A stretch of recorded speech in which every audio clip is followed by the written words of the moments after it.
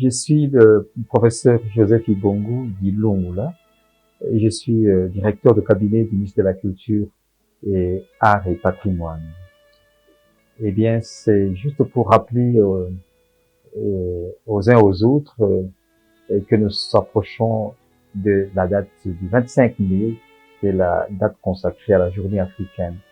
Mais ça remonte à 1963, qui rappelle également les accords d'Addis Abeba. Et donc, pour cette date, les Africains se rencontrent pour célébrer leur culture, pour échanger également, faire des échanges culturels.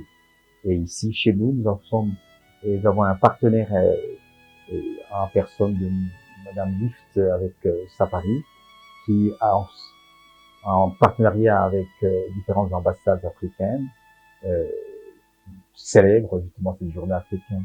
La troisième édition, jusqu'aux trois éditions, nous avons célébré ensemble avec le ministère de la Culture et du Patrimoine, ce ministère qui a offert le site du Musée national de la République démocratique du Congo pour célébrer cet événement.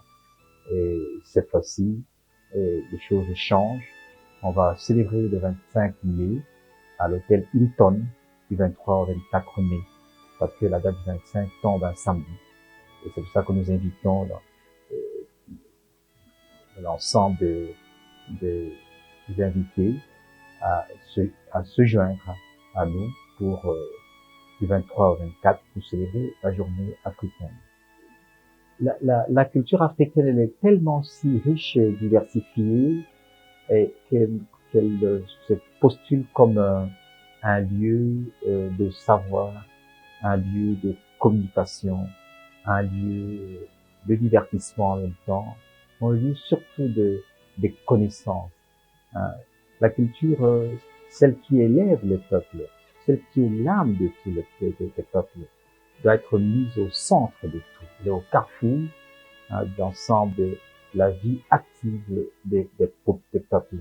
Et donc pour nous, la culture doit être célébrée, doit occuper une place importante dans la vie de notre société parce que elle façonne l'homme, elle modèle l'homme, elle transforme l'homme.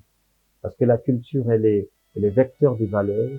La culture apporte des éléments fondamentaux qui donnent, j'allais dire, vie à tout.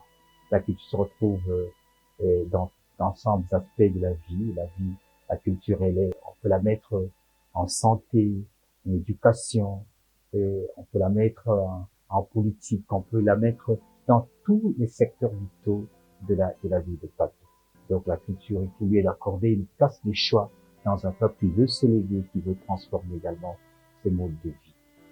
Bien sûr que nous sommes également dans un moment où les autres cultures se rencontrent et sans méconnaître les cultures des autres, mais que notre culture africaine doit être au centre parce que c'est là que nous recevons des racines profondes et qui nous rattachent à notre histoire et nous donnent également nous avec notre patrimoine riche et diversifié.